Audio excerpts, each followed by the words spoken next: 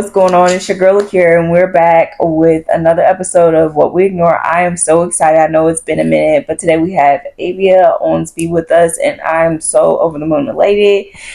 I want you to introduce yourself to them because you are amazing. So go ahead. Thank you. So, hi everyone. I'm Avia Owensby, and I am currently just now a Emmy Award-winning content associate at ESPN in Bristol, Connecticut. That's where the headquarters is at. For y'all those who don't know. Okay. So I've been at ESPN for, as of December of last year, 2 years.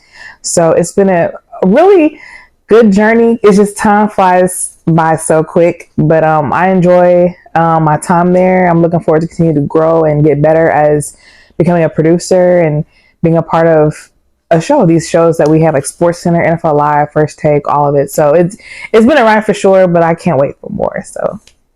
Okay, girl, I love that for you. Thank you. Successful African American woman in the media industry. That is amazing. So, what made you want to get into the sports and media? So that's a good question because at first I thought about the local news journalism. Excuse me. And so like I would say Wish TV, Fox 59, the local news stations in Indiana, because that's where I'm from, Indianapolis, Indiana specifically. But when I got to college, you know, when I was part of the campus TV there, I didn't really like the content. I thought it was boring. And then, you know, look at the news. There's a shot, like a shooting somewhere. You know, it's just sad news. And so my campus job was with ESPN3. We have I was a video operator for the school, and we would cover the school teams, like sports, stuff like that. So I like sports. And so I'm like, okay, I want to be a part of this kind of content when it came to production and journalism and stuff like that. So I just stuck with that and took off. Now, I will say, when I graduated in May 2020, so that was like COVID. I was COVID grad. So it was hard to find a job. So I was unemployed for 7 months during that time of 2020. But then in October 2020, that's when I got the job as a part-time board operator and radio producer for Radio 1 Indie. Okay. And so I took the job. I mean, nothing else was offering anything. So I was like, okay, I'll take what I can get. It's part-time. I'm still going to get some money and stuff like that. So I said, let's just learn here because it's going to be temporary. We're going to learn here. But I said, no more than 2 years, I'm going to be here. I got to start reapplying. But we're going to get these skills here and then move on. So I did make connections there. You know, it was a good experience. And that's one thing I will tell anybody. Like, if you have a goal, you're going to have those parts where it's like, okay, I'll just settle for this for right now because it's going to help me prepare for that goal. So like I said, I was there for, once it got close to the 2 year mark, I started applying to different jobs, sports jobs. And then I looked around, before I left, I looked around the state. You know, I looked at Indiana Pacers, the Indianapolis Colts. They wasn't picking with me. So I was like, okay. So I looked at Chicago. I looked at Tennessee, Milwaukee sports teams, you know, and I had interviews but didn't get them, you know what I'm saying? So I looked on LinkedIn, I found about ESPN. I was like, they're not going to reach out to me. But I was like, I'll just put my name in the hat, just apply, whatever. And so I applied in September, and I'll never forget it because I applied on September 17th. That is my parents' anniversary. So that's how I always remember it. But October came. This is 2020. No, yeah, 2020. And no, it's 2021. Yeah, I think. I don't know. Whichever one. But anyways, it was in October. They called me, and I couldn't believe it. And I was just like, oh my God. So I ran upstairs because at first I missed the call because I don't answer unknown numbers. And so he texted me, he said, hey, Avia, this is Kevin from ESPN. Can you call me? So I called him back. We had a little intro interview. He said, when do you want to set up the next interview? I said, shoot, tomorrow. I was ready to go. So we had that. I went through 2 more. And then October 12th was the last interview. And I told Antoine, I said, listen, however this decision making, however it goes, I just want you to let me know that lets you know that my birthday is this weekend. So don't you hit me up on this Saturday if you gon', they started laughing. But like, it was the longest 3 weeks of my life because I was praying. I was asking God, like, God, I really want this job. Mm-hmm. And I had a good feeling I was probably going to get it because the interviews went so freaking well. Mm-hmm. But I was like, well, let me just relax and be cool. Mm-hmm. And then when I was checking LinkedIn and people was like, I'm proud to announce working at ESPN with you, and I was like, I knew people were starting to get hired and stuff like that. And so that Tuesday on November, it was 21. So November something, and I got the call, got the offer, started crying a little bit. And the crazy thing is, my first start date was December 13th. So I had less than a month to get here, find an apartment, move in, and then start my training. Okay. So like, I was able to find an apartment and move in a week before the start training. So like, I had a chance to just be in Connecticut for a week, just get acclimated or whatever, and then start training and then go from there. So it was just like a lot because moving, for some people, they move out and they live like 5-10 minutes away from their parents and their family. So for me, I've never moved out before. So like, this is me moving out and moving away. I'm 12 hours away from Indy, my family, my friends and stuff like that. But I said, I need a full-time job. Yeah. So I had to pray on it. I have epilepsy. Like, it was a lot, but I was like, I'm just going to lean on God about this because this is in my degree. This is the career path I want. And then however long God wants me here at ESPN, I'll be here. If he says, okay, your time is done here, we're going to move somewhere else, that's what we're going to do. So people ask me all the time, Avia, like, how long are you going to be in Connecticut and stuff like that? And I'm like, I say this all the time, and I quote, as long as the Lord will have me here, I'll be here. Because I don't know. So that's... All right. So you mentioned about you having epilepsy. So was that something that you were diagnosed with? So I was born with it. So like, it's hereditary on my dad's side, but in epilepsy in general, it can either be hereditary or it can be developed over time, depending. Just that I don't know how, but like for me, I was born with it. I grew out of it before I started kindergarten, according to my mom, because I didn't know any of this until like 16. And then I didn't have epilepsy. I didn't get re-diagnosed until I was 16. So, so I've had it ever since, unfortunately, but living through it, learning about it. I can't drive. My doctor's like, my seizures are like more controlled, I guess, if that makes any sense at all, then I can get cleared by my doctor to like, okay, you can get your license. You can drive and stuff like that. But I have to take pills every day.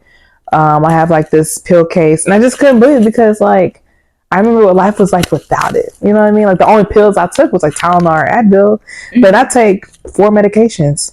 So yeah, so I mean, it can be tough sometimes, but like, I don't mind like telling people, like, for example, purple is the awareness color, and then November is the awareness month. People don't really know that. So I kind of try to use epilepsy and educating people, like, this is what you do and stuff like that, to like kind of like, it helps me empower like myself because it is a part of who I am. So when people ask me, like, when I went to Sports Center AM, like the new show I'm on right now, and I met the producers, stuff like that, people I work with, and I had to let them know, like, yeah, I'm epileptic. And so that's important for them to know because say something happens to me, they didn't know what happens if I have a seizure. So they're like, what happens if you have a seizure? So I say, like, if I have a seizure, just lay me on my side, make sure my head's kind of tilted down, my tongue is out so that I don't choke with my tongue, and just call 911. I tell them that all the time because I feel like when you have certain things like health-wise, it's important to tell the people that's going to be in your environment to know what's going on so that they know how to go through that work day, or go through the situation while you're going through whatever you're going through. So for me, epilepsy has had its ups and downs. I've had seizures in college. I've had seizures at home. I've had seizures here, like, so, but I don't let this hurdle what I'm going through stop me from living out my dream, doing things that I love. Like, I really prayed hard when it came to moving out here, because I don't have my parents. I'm living by myself and I have epilepsy. I don't have a car. I Uber everywhere, or like riding the train to New Haven or whatever. So I really was depending on God in this situation. I still do, you know what I mean? But it was a really big step. And people at home back at church are like, oh, she's so brave for like moving out here, even though she has epilepsy and there's limited things that she can do. But one thing about me is that if I'm determined, and I'm going to do it. And so if I'm passionate about it, I'm going to do it. I'm going to find a way. So, yeah, that's pretty much it in regards to epilepsy. So I'm just one day at a time, just make sure I get enough sleep, eat healthy, eat right. Sleep is the main thing though. So, yeah. So, do you have any effects now in your career with epilepsy? That's a good question. So, like TV wise, yeah. So it doesn't affect me. All I know is that a perfect example that could affect me, like Beyonce's concert. Okay. And even that movie that it turned into a movie, I knew I couldn't go to that because I knew I probably would have had an episode. But I've been to a bunch of concerts though in the past, but I would bring my shades.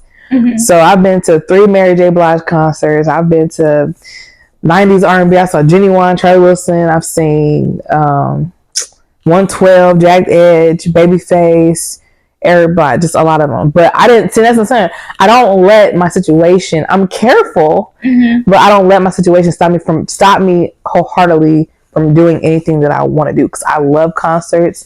I love movies. But knowing that if the concert, they do have lights, oh yeah, I bring my shades, because that helps them the light. Like, for example, I would say like at work, some of our screens, I kind of dim it a little bit, so the brightness doesn't really doesn't give me a headache, because sometimes I can get a headache from that. Okay. So with you having epilepsy, what would you give far as advice for individuals that are, suffering from it, that might be scared to get into the industry? So I would say, of course, figure out, I guess, like there's a lot of different levels of epilepsy, so different types. So I would say, because for me, I'm diagnosed with the grand mal seizures, which is the one that everybody's familiar with, like the shaking and stuff. And then the absent seizures, which means it's like a blank stare.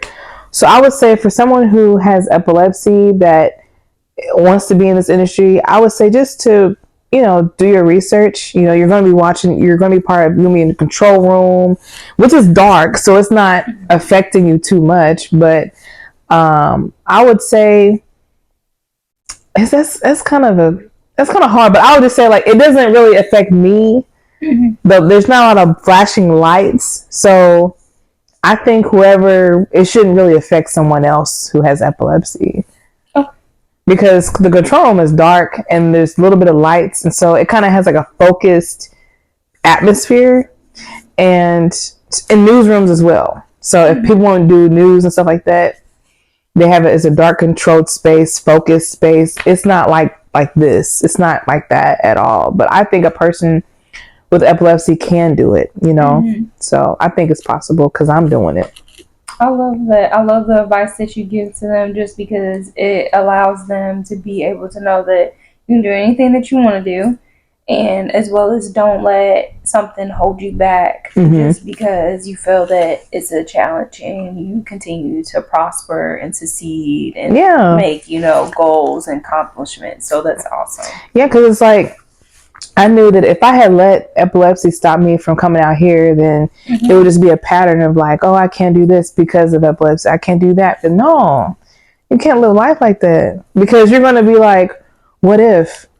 Like, you're going to live like, to me, I feel like you will never forget your regrets. You know what I mean? Like, it's just like, I wish I did that. Like, you could be 50 years old and be like, yeah, but I wish I did that. You're not going to forget your regrets at all. So I do want to redirect a little bit. So you mentioned about you starting in school. So back in college, you had started working as the operator. Yes. So ESPN sometimes have like partnerships with different universities where we're able to have a production team and broadcast the school sports games on ESPN Plus. So they called it ESPN3 as well. So like on our end at Indiana State, that's where I went. They called it ESPN3 or whatever. We was part of the ESPN3 crew, and we covered men's and women's basketball, women's volleyball, men's baseball. I don't think they have had a softball team, but we covered in football. We covered all the sports, and it would air on ESPN Plus. So we have that contract with ESPN. So I do thank God that we had that, because I don't even know because of that connection, I don't know if I would be here or not. I don't know, but I will say I started with that job sophomore year in college. Around October, when I heard about the job, I was like, oh yeah, cool, I'm gonna do it. And that was my job since graduation. Wow. Yeah. That's amazing. So with you, stating that, that's like interesting to me, just because at my school they didn't have anything that was offered or implemented or catered toward sports. Oh really? Yeah, it was just like broadcasting news or broadcast television. It was nothing that I recall. We had WKU PBS, so I guess that's who their connection was through, but they didn't like have the PBS anything. network. Yeah, they didn't have nothing, with ESPN. So that's amazing. That's a really good advantage. So you saying that would be awesome if you could contribute to, universities in the future. Should I would love to if they call me. But I mean, I haven't. Indiana State hasn't reached out or anything. Like, I don't know. So well, that's where you take advantage yourself, and you go to other universities, like I mentioned, that didn't have those opportunities, and you implement them into those schools. Okay, I'll pray on it. I definitely pray on it. Gotta have the time and the money to do that. But yeah, I definitely pray on it. You will. Just manifest it, girl. Yeah, definitely. So, it's very, very important when you are working in the media industry that you have goals. So what would you say would be your short-term and your long-term goal for yourself? Short-term goals, I would say one would be, since I'm on SportsCenter AM now, it's a new show. I've only been there for a month. So my short-term goal is to, continue to improve, get better, learn, because it's different than when I was doing stuff with ESPN radio and then SportsCenter at night. It's a totally different thing, even though SportsCenter, it's kind of like intertwined. But just growing and learning. I've only been there for a month, so that's one short-term goal. Another short-term goal would be like losing some weight. I'm big this back, okay? So, but anyways, long-term goal, I would say would be next 5 or 10 years, I hope to be married with kids. Like I tell myself all the time, I know I want to progress. Married. Yes, put a ring on it. But no, like one thing I told myself was like, you want to progress in your professional life, but don't forget to progress in your personal life. Don't forget about whatever stuff you want. If you want to date, go date. If you want to, you're in a relationship, continue to work towards it. Invest in that too. So don't just invest in your job. You don't be working and lonely. Yeah. But it's nothing wrong with being single forever or whatever. But like, if your goal, if you want to be in a relationship, you got to go out there and put forth the effort. So. Okay, well, it's gonna come when you least suspect it. I'll tell you that all the time. Yes. He's out there. Yes. God fear him in Jesus' name. Okay. Amen. Period. And so lastly, I just want to ask you, do you have any final advice or statements that you want to give to any young women that aspire to be in the position that you're in, or that also have your condition? So I would say, first things first, your path is your path. Like it's like you driving. Like if you focus on somebody else's lane, you're going to crash. Yeah. So like, don't compare. People do a lot of comparing. They look at social media and be so caught up in it. Focus on what your goals are. If you're a believer, pray on it. Talk to God about, hey, God, this is what I want. Girl, I'm telling you, I have a prayer book with all the stuff that I talked about as far as wanting this job. Oh, that's amazing. So focus on what you want to do. Write it down. Pray. And work towards that. Have those goals on how you want to get there. And don't compare your progress to somebody else. You know, be happy that they have it. Somebody there doing it, you know what I'm saying? But, you know, your time is your time, your path is your path. So like don't give up, you know. So I would say in epilepsy, you know, don't let that's not a hurdle. Don't see it as a hurdle, as an obstacle. Yes, it's hard, but I feel like maybe God chose you this for this life to help somebody else who maybe not motivated enough to like live life, you know. So you could be that light for them, you know. So it's always you always got to look at it half full, and God will give you the tools to fill it up and overflow. So I love that advice. Thank you for sharing that. Just thank for you for young having women. me.